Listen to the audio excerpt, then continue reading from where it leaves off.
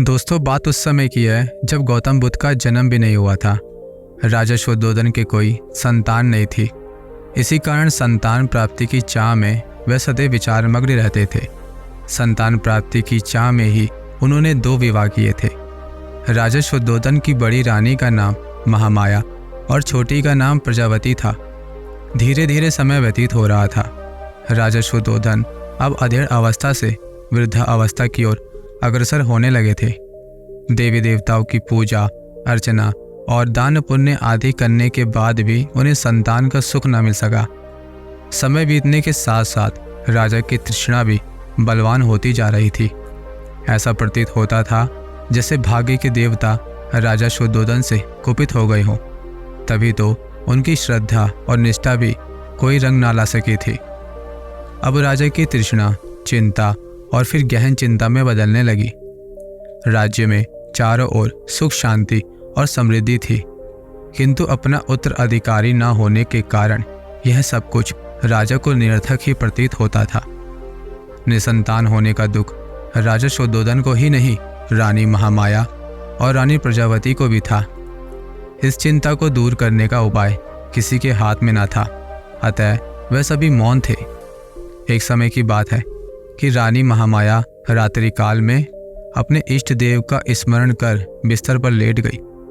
लेटते ही उनकी आंख लग गई और उनकी आंखों के सामने भिन्न भिन्न प्रकार के सुखद स्वप्न चित्र आने लगे।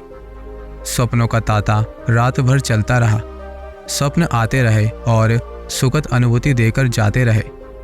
रात्रि का अंतिम प्रहर चल रहा था।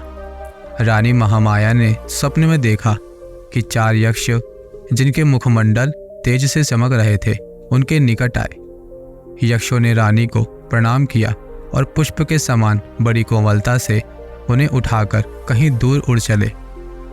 जिस वायुमंडल से होकर यक्ष रानी को लेकर उड़ रहे थे उसमें बड़ी मनमोहक सुगंध व्याप्त थी। इस भीनी भीनी सुगंध ने रानी के अंतर मन को प्रफुल्लित कर दिया। यक्षों ने रानी महामाया को ले जाकर एक सर्वोत्तम पर्वत के शिखर पर बिठा दिया। वहां एक बहुत सुंदर आसन बना हुआ था। इस आसन पर विराजमान होकर रानी को बड़ा ही आत्मिक सुख मिला। रानी महामाया का तन मन प्रसन्नता से झूम रहा था। इसी बीच स्वर्गलोक में निवास करने वाली सुंदरता की प्रतिमूर्ति अप्सराएं वहां एकाएक प्रकट हुई। अप्सराओं ने करबद्ध हो शीश झुकाकर रानी को प्रणाम किया। एक अप्सरा रानी से बोली, हे देवी, आपके स्नान का समय हो गया है, कृपया स्नान के लिए प्रस्थान कीजिए। रानी कुछ न बोली, उठकर उनके साथ चल दी। अप्सराएं रानी को लेकर मंगल गीत गाती हुई एक सरोवर के पास पहुंची। सरोवर अत्यंत सुंदर था और उसमें श्वेत कमल पुष्प शोभायमान थे। अप्सराओं ने रानी को ले जाकर सरोवर के मध्य खड़ा कर दिया और मल कर स्नान कराने लगी। सरोवर का जल रानी के शरीर पर पड़ते ही उनकी काया कंचन जैसी हो गई। इस दिव्य जल के स्नान से रानी का शरीर भी अप्सराओं के समान ही सुंदर हो गया। रानी महामाया आश्चर्यचकित होकर अपने रूप सौंदर्य को निहार रही थी। दिव्य जल से स्नान करने के बाद उनकी काया अत्यंत कामनीय और सुंदर हो गई थी। शरीर पर पड़ी हुई झुर्रियां भी पूरी तरह से मिट चुकी थी। उन्हें ऐसा लगा था मानो उनका यौवन दिव्य रूप के साथ पुनः लौट आया हो। स्नान के बाद अप्सराओं ने रानी को अत्यंत सुंदर और बहुमूल्य वस्त्र पहनाए। भिन्न भिन्न प्रकार के आभूषणों से उनका श्रृंगार किया गया। इसके बाद अप्सराएं रानी को एक श्वेत मरमरी महल में ले गई। विभिन्न प्रकार से उनका स्वागत सत्कार किया गया। एक अप्सरा अपने हाथों में दिव्य सामग्री से भरा थाल लेकर प्रकट हुई। उस खाद्य सामग्री से स्वादिष्ट सुगंध उठ रही थी। उस अप्सरा ने खाद्य सामग्री रानी के सामने प्रस्तुत की। जब रानी ने उसका स्वाद चखा तो उनका तन मन आनंदित हो उठा। दिव्य खाद्य सामग्री खिलाने के बाद अप्सराएं रानी महामाया को महल के एक दूसरे कक्ष में ले गई। उस कक्ष में एक पुष्प से सजी हुई थी। अप्सराओं के आग्रह पर रानी पुष्प सज्जित सेज पर विश्राम करने लगी। उस सेज के सामने ही रानी को एक स्वर्ण शैल और उस पर मंडराता सुंदर हाथी अपने अत्यंत निकट प्रतीत हुआ।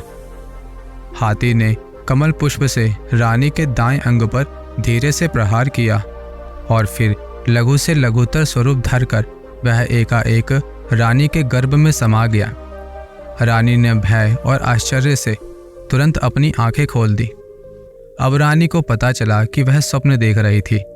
बड़ा ही आश्चर्यचकित कर देने वाला और सुखद स्वप्न था। आँख खुलते ही जिसका समापन हो गया था। जब राज जोशियों ने सपने के फल की गणना कर बताया कि उनके यहाँ एक यशस्वी पुत्र का जन्म होगा, तो उनकी प्रसन्नता की कोई सीमा न रही। राज जोशियों की घोषणा ने जैसे राजा, रानी और प्रजा के ऊपर से चिंता की कालिमा को समाप्त कर दिया था। राजमहल में छाया सन्नाटा धीरे धीरे सिमटने लगा। ज्यों-ज्यों रानी महामाया का गर्भकाल पूर्ण होने की ओर अग्रसर हो रहा था, त्यों-त्यों राजमहल में प्रसन्नता बढ़ती जा रही थी। अब गर्भकाल लगभग पूर्ण होने को था। उस काल की प्रथा के अनुसार रानी अपने प्रथम शिशु को अपने माता पिता के गृह पर ही जन्म देती थी। इसे अत्यंत शुभ माना जाता था। ऐसा ही विचार कर रानी महामाया को उनके माता पिता के पास भेजने की व्यवस्था की गई, ताकि वे प्रथम शिशु को वहीं पर जन्म दे सके। राजा की आज्ञा से एक सुंदर रथ को फूल मालाओं और मोती मणियों से सजाया गया। उस रथ में रानी के साथ उनकी प्रिय दासियां और परिचारिकाएं बैठी। रथ के आगे आगे 6 घोड़ों पर सवार योद्धा सैनिक चले और इसी प्रकार पीछे भी घुड़सवार सैनिक चले। धीरे धीरे रानी का यह काफिला आगे बढ़ता जा रहा था कि लुम्बिनी वन के निकट रानी को तीव्र प्रसव पीड़ा होने लगी। परिचारिकाओं के कहने पर रथ को लुम्बिनी वन में ही एक उचित स्थान देकर रोक दिया गया। वैशाख मास की पूर्णिमा थी। गगन पर पूर्ण चंद्रमा जगमगा रहा था। लुम्बिनी वन का कोना कोना जैसे पूर्णिमा की शीतल चांदनी में अपनी मधुरिमा के साथ शोभायमान हो रहा था। इस वैशाख पूर्णिमा को जैसे सदियों से लुम्बिनी वन में इस महान घटना के घटने की ही प्रतीक्षा थी, और प्रतीक्षा की घड़ियां धीरे धीरे समाप्त होती जा रही थी। यह घटना ईसा से लगभग 564 वर्ष पूर्व की है। रानी महामाया प्रसव पीड़ा से आकुल लुम्बिनी वन में पुष्पों से भरे वृक्ष के नीचे विश्राम करने लगी। परिचारिकाएं उनकी तरह तरह से सेवा सत्कार कर रही थी।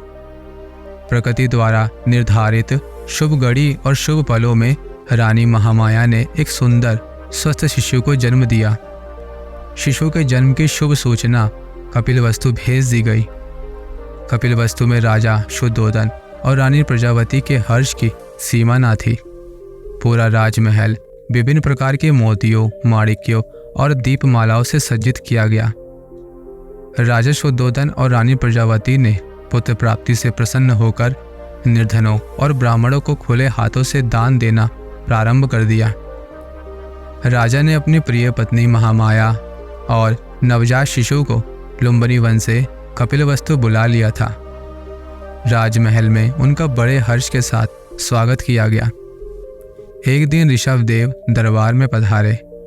राजा शुद्धोदन ने ऋषि का यथायोग्य स्वागत सत्कार किया और नवजात शिशु को आशीर्वाद देने का आग्रह किया।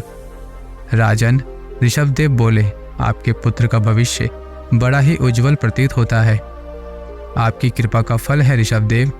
राजा शुद्धोदन सिर झुकाकर बोले, अब आप कृपया शिशु को अपना आशीर्वाद दीजिए। राजन, यह शिशु आगे चलकर आपके शाक्य वंश का नाम विश्व भर में फैला देगा और किसी के आशीर्वाद की नहीं बल्कि संसार को इसके आशीर्वाद की आवश्यकता पड़ेगी। यह कहकर ऋषभदेव ने शिशु के मस्तक पर अपना हाथ रखा। तो दोस्तों, अगर ये कहानी आपको अच्छी लगी हो तो इस वीडियो को लाइक कीजिएगा और चैनल पर यदि नए हैं तो चैनल को सब्सक्राइब ज़रूर कीजिएगा। तो मिलते हैं अगली बार किसी नई कहानी के साथ।